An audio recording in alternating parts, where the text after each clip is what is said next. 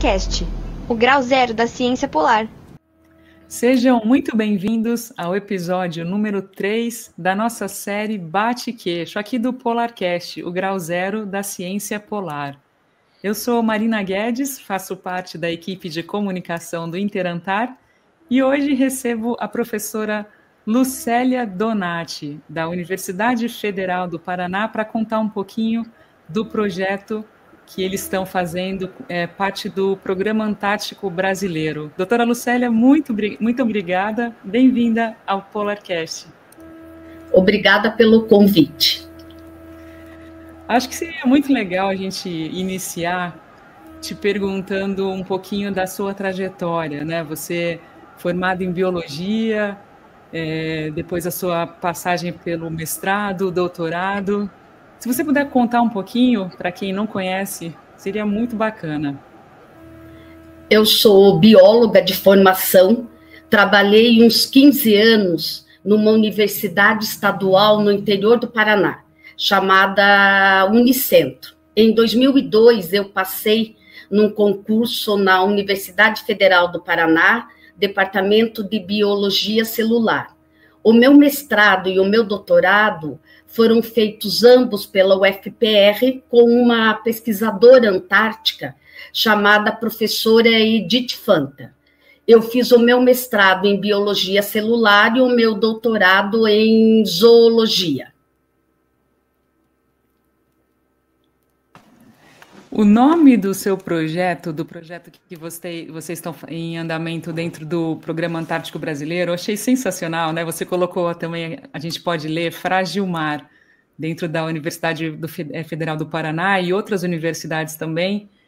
Como é que é o nome, como é que é o significado dessa sigla Fragilmar? Se você puder apresentar para os nossos ouvintes o projeto.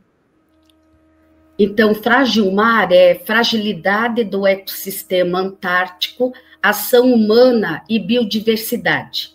É um projeto oriundo de aproximadamente 40 anos de pesquisa que foram iniciada com a professora Edith Fanta. Atualmente, nós trabalhamos com dois modelos biológicos, peixes, que são vertebrados, e invertebrados, um gastrópode chamado Nacella consina. Esse projeto aprovado, ele envolve 3 grandes eixos de pesquisa. Um deles é a avaliação do DNA ambiental da ictiofauna da Baía do Almirantado. Além disso, a gente vai fazer uns estudos ecotoxológicos em peixes e na nacella, trabalhando, por exemplo, com microplástico, com metais pesados, ação antrópica no sentido de mudanças climáticas, estresse térmico, salinidade, dentre outros. E o terceiro foco é uma aplicação de técnicas proteômicas, transcriptômicas, para saber um pouco mais em termos moleculares sobre essas espécies de peixes, que nós vamos trabalhar com 2, Nothothenia rossa e Nothothenia cordyceps, e com a Nacella consina. Esse projeto, doutora Lucélia, obviamente tem a fase de coleta de dados na Antártica, né, pertinho da base brasileira, da Estação Antártica Comandante Ferraz.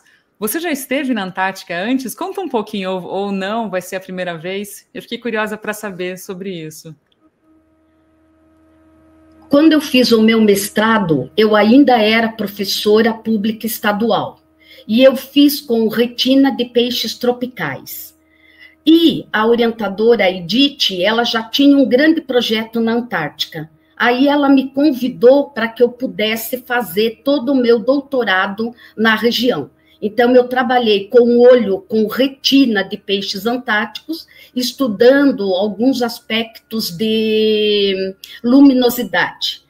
Depois, com o óbito da professora Edith, eu assumi um projeto no Ano Polar Internacional. Depois participei de um INCT coordenado pela professora Yossi, lá do Rio de Janeiro, e agora, atualmente, eu estou com esse projeto aprovado nesse último edital do ProAntar. Eu fui para a Antártica aproximadamente 9, 10 vezes, e em várias vezes, eu acho que 2, 3, eu fiquei em torno de 3 meses na região. Então, eu tenho boa experiência, porque a minha primeira Antártica, ela ocorreu em 2008, 2009, e a minha última Antártica foi 2014, 2015. E aí, qual é a previsão de ir novamente, professora? Eu não estava querendo ir, mas eu já mudei de ideia, porque agora os meus alunos, eu tenho 2 pesquisadores lá no momento, um pesquisador que é o Cláudio Pecknuck, lá da Universidade de Innsbruck, na Áustria, e um outro professor aqui da UFPR, chamado Maurício Oswaldo Moura. E eles estão me mandando muito vídeo, muito áudio, e você retorna com muita saudade daquele local. Então, eu pretendo ir em 2027, 2026, 2027, alguma coisa assim. O que você pode falar, doutora Lucélia, sobre o preparo para a pesquisa? Como é que é feito? Primeiro que existe o próprio Programa Antártico Brasileiro, ele tem uma semana de atividade para a pessoa, para o pesquisador, para o estudante ter uma ideia da região, que é o treinamento pré-antártico. Mas, além disso, eu acho que uma coisa muito importante para que a pesquisa seja bem sucedida é a experiência prévia das pessoas que trabalham lá. Então, a Antártica é um aprendizado, porque cada vez que você vai, você tem condições climáticas muito diferentes, você tem um grupo base e uma reunião de pesquisadores que varia muito. Então, no meu caso, eu uso alguns critérios para a seleção desse pesquisador que vai para a região. Uma primeira é expertise, ou seja, alguma técnica e uma capacidade intelectual que faça com que ele possa realmente contribuir na região.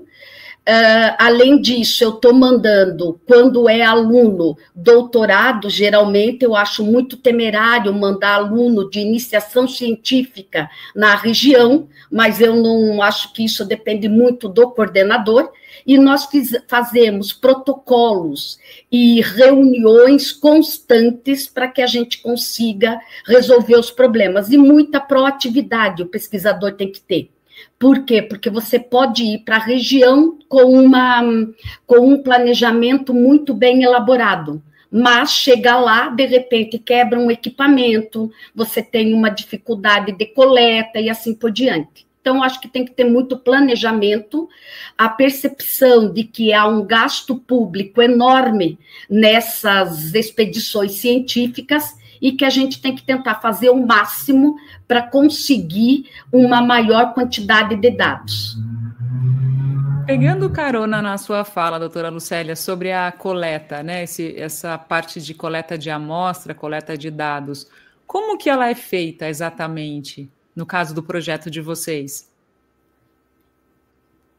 Então, por exemplo, tem uma parte da coleta que é o quê? Quando a gente quer fazer DNA ambiental, que vai responder a um levantamento da ictiofauna da Baía do Almirantado, e utilizando para isso um método menos invasivo, porque você vai coletar água marinha, nessa água vai ter escamas, vai ter pele dos peixes, depois você faz um sequenciamento laboratorial e você determina essa sequência.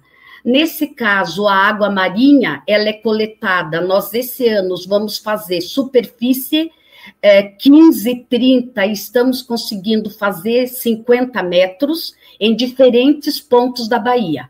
Essa água é filtrada, vai originar um filtro que vai ter esses restos que vai determinar o DNA das espécies, e daí a gente coloca em menos 80 e traz para o Brasil via navio. Depois a gente vai com botijão de nitrogênio líquido e faz a coleta. No caso de peixes, nós utilizamos um método muito menos invasivo, que é anzol e linha. Antigamente, eu estou falando 20 anos atrás, nós utilizávamos muitas vezes rede de espera. E também no meu doutorado, por exemplo, a gente fez arrasto, mas nós estamos falando de 2008. Ou seja, 20, 25 anos depois, se aprendeu muito sobre essas capturas, então a gente já sabe, já tem trabalho publicado pelo grupo, mostrando locais da Bahia onde tem maior incidência desses animais. A gente faz o quê? Vai lá com anzol e linha, coleta, faz experimentos, ao sacrifício dos animais, aprovado pelo PROANTAR, pelo MCTI, pelo MMA, e depois a gente ou coloca no menos 80 ou coloca em nitrogênio líquido. Vai depender muito da pergunta que você está fazendo. E daí traz para o Brasil via navio. Eu estava pensando em te perguntar exatamente isso, porque agora com a estação nova que ampliou consideravelmente laboratórios, vocês então começam as análises lá ou traz tudo para o Brasil? Como a última vez que a gente foi 2015, e nós trabalhamos nos módulos antárticos emergenciais, o que a gente fazia? Nós só fazíamos coletas do material. Então, nesse retorno, que faz mais ou menos 9, 10 anos que a gente não ia, nós estamos também fazendo o quê? Uma parte nós processamos lá, e outra parte a gente está trazendo para o Brasil. Algumas análises enzimáticas a gente faz lá, porque o que tem que pensar? Ir para a Antártica exige uma logística muito complexa, tem muita verba, muita mão de obra especializada envolvida. Então, o que acontece? Se eu estiver processando o material, eu não tenho tempo para fazer coleta, para fazer mais experimentos. Porque manter animal vivo, mesmo invertebrado, como um gastrópode, um molusco, e um peixe, que é um vertebrado de maior parte, exige muito tempo. Então, nós estamos fazendo o quê? Nós estamos priorizando essas coletas para trazer no Brasil. Não porque a estação não tem uma infraestrutura. Essa estação nova, ela tem uma excelente infraestrutura, ela tem muitos equipamentos importantes que podem auxiliar muito no aumento de publicação científica dos grupos, mas se eu tiver no laboratório, é menos tempo que eu estou em campo. Então, quando você pensa em coletar água do mar, é simples, entre aspas. Por quê? Porque o meu problema vai ser as condições climáticas, um mar revolto, uma dificuldade. Peixes, organismos vivos, é muito mais difícil. Você pode ter um mar extremamente tranquilo e você não consegue pescar de jeito e maneira. E, de repente, você vai e consegue uma quantidade legal de animais. Então, nós estamos fazendo as duas coisas. Mas, novamente, a estação tem uma boa infraestrutura. Tem grupos que estão processando o material lá. Nós estamos parcialmente priorizando coleta de material. Professora Lucélia, seria muito legal se a gente pudesse abrir um parêntese aí e voltar em alguns termos que você mencionou, ictiofauna, gastrópodes, enfim, para o pessoal que não é da área biológica, né, das ciências biológicas. Se você puder explicar um pouquinho o que significam esses termos, acho que poderia ajudar para os nossos ouvintes que eventualmente ficaram curiosos com essas denominações. Ah, tá. Em relação à ictiofauna, é a composição dos peixes de uma determinada região. Então, no caso da Baía do Almirantado, você tem algum levantamento desses peixes feitos na década de 90, 95. Então, a gente quer fazer agora para ter uma ideia dos artigos já publicados. E esse gastrópode, ele é um molusco. Um outro exemplo de molusco poderia ser um caracol, mas claro que ele é muito diferente de um caracol e ele se localiza numa região entre marés. Professora Lucélia, em relação a essas análises, então, né? Qual é a expectativa de vocês com relação ao tempo, essa fase pós-coleta. Como é que vocês pensaram essa estrutura no projeto? Em relação às técnicas que foram propostas no projeto e as análises, nós vamos querer ter vários resultados nos próximos 4 anos. Então, tem análises que a gente domina, sabe muito bem. Tem outras análises que a gente tem maior dificuldade. Então, por exemplo, assim, esse sequenciamento genético, essa parte, por exemplo, de determinar a proteômica de determinadas espécies. O que é proteômica? O conjunto de proteínas, que é uma molécula química que os peixes vão expressar quando submetidos, por exemplo, a experimentos de estresse térmico, de alteração de temperatura. Então, isso a gente tem uma dificuldade um pouco técnica agora, mas que esse ano nós já estamos fazendo os testes e adequando. Em contrapartida, a gente tem algumas análises que a gente sabe muito bem, por exemplo, análises sanguíneas de peixes. Então, a gente vai fazer, por exemplo, ver a saúde, a rigidez desses peixes, fazendo análise de glicose, de triglicerídeos, de proteínas existentes no sangue, que são muito parecidas com os marcadores em sangue humano, que a gente pode ver e determinar se o animal está com saúde, se ele não está sob estresse de poluente ou estresse térmico e alguma coisa assim. E uma vez que vocês terminem essas fases de análises, obtenham os resultados, qual que é o próximo passo? O que vocês pretendem fazer com esses resultados, professora? Um resultado extremamente importante é a publicação desses dados em revistas especializadas, aonde vai ser, esses dados serão avaliados por pares, por outros cientistas do mundo inteiro, e que vão poder contribuir para o conhecimento sobre essa diversidade antártica que a gente conhece muito pouco. Mas, desde o começo do projeto, até por uma própria normativa do edital, é muito importante a popularização e a divulgação dos resultados para a sociedade civil, para as escolas, para estudantes. Então, o que a gente faz? O Laboratório de Biologia Adaptativa, que eu coordeno, ele tem também um projeto aqui na Universidade Federal do Paraná de extensão aprovado, também chamado de Fragilmar, Fragilidade do Ecossistema Antártico, Ação Humana e Biodiversidade, aonde a gente vai nas escolas e explica para os alunos toda essa biodiversidade, faz um trabalho de educação ambiental, mostrando a importância da Antártica, a relação com a América do Sul, que o Brasil tem com o continente, e características importantes da região, como um grande depósito de água doce do mundo, e assim por diante. Então, as crianças gostam muito disso também.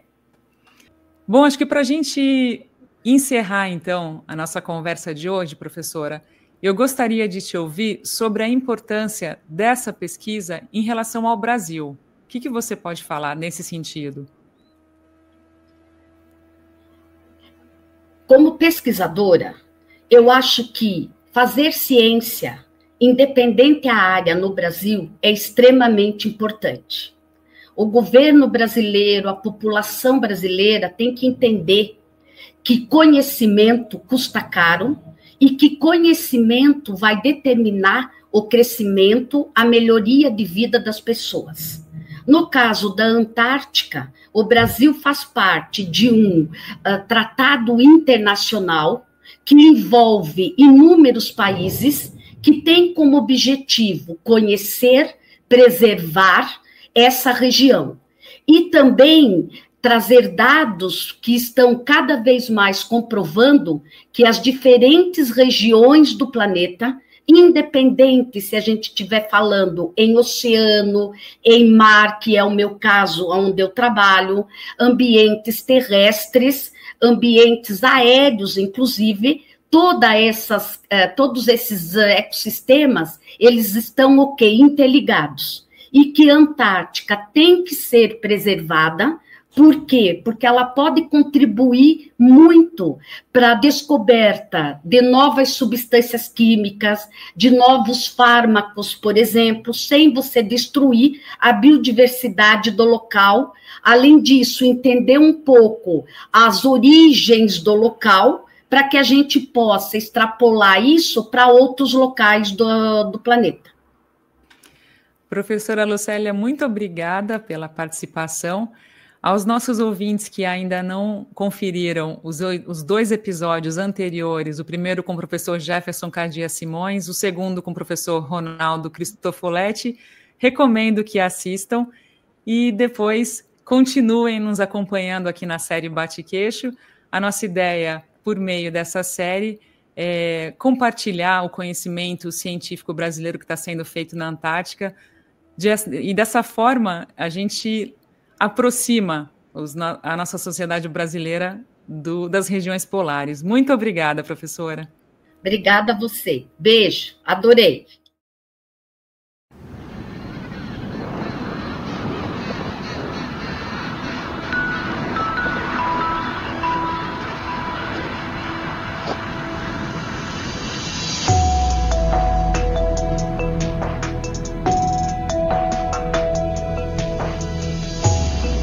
PolarCast, o grau zero da ciência polar.